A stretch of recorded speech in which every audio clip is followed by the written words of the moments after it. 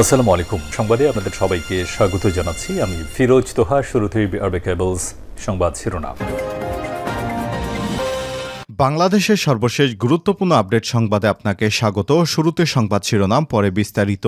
শুরুতেই জানিয়ে দিব, কোটা আন্দোলনকারীদের নতুন কর্মসূচি ঘোষণা, সরকারকে 24 ঘন্টার আলটিমেটাম। কোটা সংস্কার আন্দোলনকারীদের প্ল্যাটফর্ম বৈষম্য বিরোধী ছাত্র আন্দোলন নতুন কর্মসূচি দিয়েছে। আজ রোববার 28 জুলাই স্কুল, কলেজ এবং স্থানীয় ইউনিটগুলোতে হেলথ ফোর্স গঠন করে আহত এবং নিহত শিক্ষার্থীদের তালিকা তৈরি এবং তাদের পরিবারকে সহায়তা দান এবং সারা দেশের দেয়ালগুলোতে গ্রাফিতি এবং দেয়াল লেখন কর্মসূচি পালন করা হবে এবং 24 ঘন্টার আলটিমেটাম দেওয়া হয়েছে যারা গ্রেপ্তার হয়েছে তাদেরকে ছেড়ে দেওয়ার জন্য। এরপর জানিয়ে দিব, কোটা সংস্কার আন্দোলনের আরও 2 সমন্বয়ক ডিবি হেফাজতে। কোটা সংস্কার আন্দোলনের প্ল্যাটফর্ম বৈষম্য বিরোধী ছাত্র আন্দোলনের আরও 2 জন সমন্বয়ককে গ্রেপ্তার করেছে ঢাকা মহানগর পুলিশের গোয়েন্দা শাখা ডিবি। তারা হলেন সার্জিস আলম এবং হাসনাত আবদুল্লাহ। এদিকে গ্রেপ্তারকৃতদের উপর নির্মম নির্যাতন চালিয়ে কল্পকাহিনী রচনা করা হচ্ছে বলে অভিযোগ করেছেন বিএনপির মহাসচিব মির্জা ফখরুল ইসলাম আলমগীর। জানিয়ে দিব, কোটা বিরোধী আন্দোলনের পর 39 জন রিমান্ডে এবং কারাগারে 171 জন। এদিকে বনশ্রী পিবিআই অফিস গেট ভেঙে হামলা, লুট, জীবন বাঁচাতে ছাদে ওঠেন পিবিআই সদস্যরা।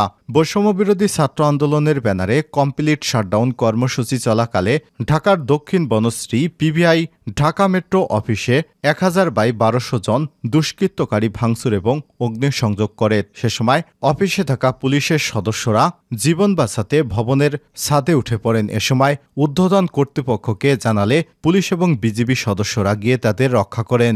দুষ্কৃতকারীরা এ সময় পিবিআই অফিসের 75 লক্ষ টাকার মালামাল নিয়ে যায়। এবং সর্বশেষ জানিয়ে দিব, বাংলাদেশের সংঘাতময় পরিস্থিতিতে উদ্বেগ, টুর্কে বিশ্বের 150 বিশিষ্টজনের চিঠি। দেশের কোটা সংস্কার আন্দোলনকে কেন্দ্র করে সংগঠিত সহিংসতা এবং বর্তমান ঘটনা প্রবাহে গভীর উদ্বেগ জানিয়েছে বিশ্বের বিভিন্ন বিশ্ববিদ্যালয় এবং শিক্ষা প্রতিষ্ঠানের সঙ্গে যুক্ত শিক্ষাবিদ, লেখক এবং বুদ্ধিজীবীরা। জাতিসংঘের মানবাধিকার হাই কমিশনার ফলকার টুরকে গত বৃহস্পতিবার লেখা এক চিঠিতে এই উদ্বেগ জানিয়েছেন তারা। সেই সঙ্গে তারা এ বিষয়ে অবিলম্বে পদক্ষেপ নেওয়ার আহ্বান জানিয়েছেন। 140 জনের বেশি বিশিষ্ট ব্যক্তি এই চিঠিতে সই করেছেন। বিষয়টি নিশ্চিত করে সামাজিক যোগাযোগ মাধ্যম টুইটারে এক পোস্ট করেছেন লেখক অমিতাভ ঘোষ। প্রিয় দর্শক, এতক্ষণ শুনছিলেন সংবাদ শিরোনাম, এবারে বিস্তারিত।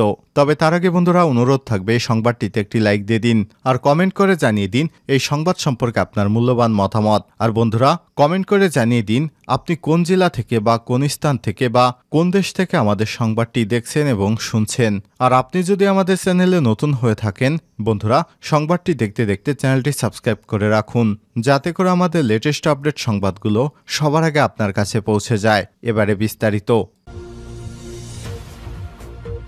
কোটা আন্দোলনকারীদের নতুন কর্মসূচি ঘোষণা। কোটা সংস্কার আন্দোলনকারীদের প্ল্যাটফর্ম বৈষম্য বিরোধী ছাত্র আন্দোলন নতুন কর্মসূচি দিয়েছে। রোববার 28 জুলাই স্কুল, কলেজ ও স্থানীয় ইউনিটগুলোতে হেলথ ফোর্স গঠন করে আহত ও নিহত শিক্ষার্থীদের তালিকা তৈরি ও তাদের পরিবারকে সহায়তা দান এবং সারা দেশের দেয়ালগুলোতে গ্রাফিত ও দেয়াল লিখন কর্মসূচি পালন করা হবে। শনিবার 27 জুলাই রাত 8টায় অনলাইন প্ল্যাটফর্মে এক সংবাদ সম্মেলনে এসব কর্মসূচি ঘোষণা করেন আন্দোলনকারীরা। আন্দোলনের কর্মসূচি ঘোষণা করেন বৈষম্য বিরোধী ছাত্র আন্দোলনের অন্যতম সমন্বয়ক আব্দুল হান্নান মাসুদ। এ সময় আরও যুক্ত ছিলেন অন্যতম সমন্বয়ক মাহিম সরকার ও সহ সমন্বয়ক রিফাত রশিদ। সংবাদ সম্মেলনে মাসুদ বলেন, আমরা 3টি বিষয় স্পষ্ট করছি। এর আগে 2018 সালে কোটা বাতিলের প্রজ্ঞাপন জারির পর সেটি 6 বছরও টেকেনি। তাই পরিপত্র খোলা বন্ধন করে স্টেক হোল্ডারদের, বিশেষ করে শিক্ষার্থীদের সঙ্গে আলোচনা করে একটি স্বাধীন স্থায়ী কমিশন গঠন ও কমিশনের সুপারিশ অনুযায়ী আইন পাশ করতে হবে। পুলিশ কনস্টেবল থেকে মন্ত্রী যতজন শিক্ষার্থী হত্যার সঙ্গে জড়িত তাদের অব্যাহতি দিয়ে আইনের আওতায় আনতে হবে। যতজন শিক্ষার্থীর বিরুদ্ধে মিথ্যা মামলা দেয়া হয়েছে তাদের মামলা প্রত্যাহার করে গুম ও আটককৃত শিক্ষার্থীদের 24 ঘন্টার মধ্যে মুক্তি দিতে হবে। কোটা সংস্কার আন্দোলনের আরও 2 সমন্বয়ক ডিবি হেফাজতে। কোটা সংস্কার আন্দোলনে প্ল্যাটফর্ম বৈষম্য বিরোধী ছাত্র আন্দোলনের আরও 2 সমন্বয়ককে হেফাজতে নিয়েছে ঢাকা মহানগর পুলিশের গোয়েন্দা শাখা ডিবি। তারা হলেন শারজিৎ আলম ও হাসনাত আবদুল্লাহ। আজ শনিবার সন্ধ্যায় শারজিৎ ও হাসনাতকে ডিবি হেফাজতে নেওয়া হয়েছে বলে প্রথম আলোকে জানিয়েছে ডিবির অতিরিক্ত উপকমিশনার এডিসি মোহাম্মদ জুনায়েদ আলম সরকার। রাত 9:45টার দিকে তিনি বলেন, আজ সন্ধ্যায় শারজিৎ ও হাসনাতকে ডিবি হেফাজতে নেওয়া হয়েছে। এই দুইজনকে ব্যক্তিগত নিরাপত্তা দিতে ও সাম্প্রতিক ঘটনাবলী সম্পর্কে তথ্য জানাতে হেফাজতে নেওয়া হয়েছে। এর আগে গতকাল শুক্রবার বিকালে রাজধানীর ধানমন্ডির গণস্বাস্থ্য নগর হাসপাতালে চিকিৎসাধীন আন্দোলনের সমন্বয়ক নাহিদ ইসলাম ও আসিফ মাহমুদকে তুলে নিয়ে যান সাদা পোশাকে থাকা আইনশৃঙ্খলা বাহিনীর একদল সদস্য। এ সময় আসিফের সঙ্গে থাকা আরেক সমন্বয়ক আবু বারেক মজুমদারকেও তুলে নেওয়া হয়। পরে রাতে ডিবির পক্ষ থেকে তাদের হেফাজতে নেয়ার কথা জানানো হয়। নাহিদ, আসিফ ও বাকের এখনও ডিবির হেফাজতে আছেন। ডিবির হেফাজতে থাকা কোটা সংস্কার আন্দোলনের এই 5 সমন্বয়কেই ঢাকা বিশ্ববিদ্যালয়ের শিক্ষার্থী। তাদের মধ্যে নাহিদ ইসলাম সমাজবিজ্ঞান বিভাগের 2016-17 শিক্ষাবর্ষের ছাত্র, আসিফ মাহমুদ ভাষাবিজ্ঞান বিভাগের 2017-18 শিক্ষাবর্ষের, আর আবু বাকের ভূতত্ত্ব বিভাগের 2019-20 শিক্ষাবর্ষের ছাত্র। নতুন করে হেফাজতে নেয়া শারজিৎ আলম প্রাণীবিদ্যা বিভাগের আর হাসনাত আবদুল্লাহ ইংরেজি বিভাগের 2016-17 শিক্ষাবর্ষের ছাত্র। গ্রেপ্তারকৃতদের উপর নির্মম নির্যাতন চালিয়ে কল্পকাহিনী রচনা করা হচ্ছে বলেন মির্জা ফখরুল। মধ্যযুগীয় কায়দায় নির্যাতনের পথ বেছে নিয়েছে অবৈধ সরকার, এমন অভিযোগ করেছেন বিএনপির মহাসচিব মির্জা ফখরুল ইসলাম আলমগীর। তিনি বলেন, ডাকসুর সাবেক ভিপি নুরুল হক নূরকে রিমান্ড শেষে আদালতে নিয়ে আসার যে চিত্র গণমাধ্যমে এসেছে তা যে কোনো বিবেকবান মানুষকে আলোড়িত করবে। রিমান্ডে এমনভাবে তাকে নির্যাতন করা হয়েছে যে তিনি দাঁড়াতেই পারছেন না। কোটা আন্দোলনের অন্যতম 3 সমন্বয়ক নাহিদ ইসলাম, আসিফ মাহমুদ, আবু বাকের মজুমদারকে হাসপাতাল থেকে চিকিৎসাধীন অবস্থায় গোয়েন্দা সংস্থার লোকরা তুলে নিয়ে গিয়েছে। এ ধরনের বর্বরচিত অমানবিক কাজ পুরো সংকটকে আরও ঘনীভূত করবে। শনিবার বিকালে গণমাধ্যমে পাঠানো এক বিবৃতিতে বিএনপি মহাসচিব একথা বলেন। ফখরুল বলেন, সরকার অবৈধ পন্থায় ক্ষমতায় আসার পর অবৈধভাবে ক্ষমতা আগলে রাখছে। এজন্য বিভিন্ন সময় বিভিন্ন কৌশল অবলম্বন করছে। এর মধ্যে তত্ত্বাবধায়ক সরকার বাতিল, সেনাবাহিনীর 57 জন চৌকস অফিসারকে হত্যা, সাজানো রায় দিয়ে দেশনেত্রী খালেদা জিয়া সহ বিরোধী দল ও মতের নেতাকর্মীদের মিথ্যা মামলায় সাজা দেওয়া হয়েছে। 50 লাখ নেতাকর্মীর নামে বানোয়াট ও রাজনৈতিক উদ্দেশ্য প্রণোদিত মামলা দিয়ে হয়রানি এবং খুন-গুম, রিমান্ডের নামে নির্যাতন অব্যাহত রাখা হয়েছে।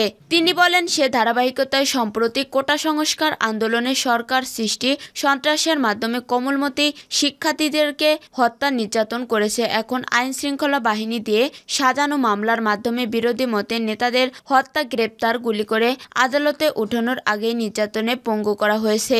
বিচার বিভাগকে দিয়ে রিমান্ডে নিয়ে আবারও নির্যাতন চালানো হচ্ছে। সেখানে রিমান্ডের ন্যূনতম আইন মানা হচ্ছে না। গ্রেপ্তারকৃতদের উপর নির্মম নির্যাতন চালিয়ে কল্পকাহিনী রচনা করা হচ্ছে।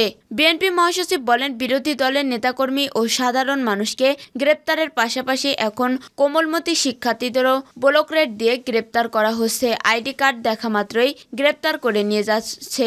কোটা সংস্কার আন্দোলনের সমন্বয়কারীদের গুম করে কিভাবে নির্যাতন করে দমন করার চেষ্টা করা হয়েছে তা তাদের শরীরের ক্ষতচিহ্ন দেখলেই অনুধাবন করা যাচ্ছে। মির্জা ফখরুল বলেন, সরকার প্রথম থেকেই সরকারি গুন্ডা বাহিনীকে কোটা সংস্কার আন্দোলন দমনে লেলিয়ে দেয়। তারা এতই রক্ত পিপাসী হয়ে গেছে যে তারা আর কোনো হতাহত ও রক্তপাত হলো না। তারা রংপুর সহ বিভিন্ন জায়গায় আওয়ামী নেতাদের বক্তব্য থেকে প্রতীয়মান হচ্ছে। হামলা ভাঙচুর, 39 জন রিমান্ডে, কারাগারে 171 জন। বাংলাদেশ টেলিভিশনের বিটিভি রামপুরা ভবনে ব্যাপক হামলা ভাঙচুর ও অগ্নিসংযোগের ঘটনায় বিএনপির যুগ্ম মহাসচিব শহীদ উদ্দিন চৌধুরী এনি 7 দিনের রিমান্ড। মিরপুর মেট্রো রেল ভাঙচুর মামলায় বিএনপি চেয়ারপারসনের উপদেষ্টা জহিরুদ্দিন স্বপন 5 দিনের রিমান্ড সহ আরও 34 জনের রিমান্ড মঞ্জুর করেছে আদালত। এছাড়া ঢাকা মহানগরের 34 থানার 171 জনকে কারাগারে পাঠানো হয়েছে। করেছে। সরকারি চাকরিতে কোটা সংস্কার আন্দোলন ঘিরে নাশকতা, অগ্নিসংযোগ সহ বিভিন্ন মামলায় শনিবার ঢাকার চিফ মেট্রোপলিটন ম্যাজিস্ট্রেট কোর্টের পৃথক কয়েকটি আদালত এই আদেশ দেন। রিমান্ডে যাওয়া 10 থানার 34 আসামিদের মধ্যে সবুজবাগ থানার 3 জন, রামপুরা থানার 3 জন, শাহবাগ থানার 2 জন, কাফরুল থানার 1 জন, মিরপুর থানার 2 জন, শেরেবাংলা নগর থানার 2 জন, কদমতলী থানার 2 জন, ধানমন্ডি থানার 3 জন, যাত্রাবাড়ি থানার 12 জন ও ঢাকা জেলার সাভার থানার 4 জন, কেরানীগঞ্জ দক্ষিণ থানার 3 জন আসামির বিভিন্ন মেয়াদে রিমান্ড মঞ্জুর করেছে আদালত। এদের মধ্যে মিরপুরে মেট্রো রেল ভাঙচুর মামলায় জামাতের কর্মপরিষদ সদস্য সামিউল হক ফারুকী মজুমদার 5 দিনের এবং বিএনপি কেন্দ্রীয় আন্তর্জাতিক বিষয়ক সম্পাদক ব্যারিস্টার নাসির উদ্দিনের 3 দিনের রিমান্ড মঞ্জুর করেন আদালত। এদিকে ঢাকা মহানগরের 34 থানার বিভিন্ন মামলায় কারাগারে যাওয়া 171 আসামিদের মধ্যে নিউ মার্কেট থানার 1 জন, কলাবাগান 1 জন, রামপুরা থানার 8 জন, তেজগাঁও থানার 7 জন, মতিরঝিল থানার 1 জন, আদাবর থানার 5 জন। এছাড়া মোহাম্মদপুর থানার 8 জন, পল্লবী 12 জন, কেরানীগঞ্জ মডেল থানার 9 জন ও কেরানীগঞ্জ দক্ষিণ থানার 3 জন আসামি রয়েছেন।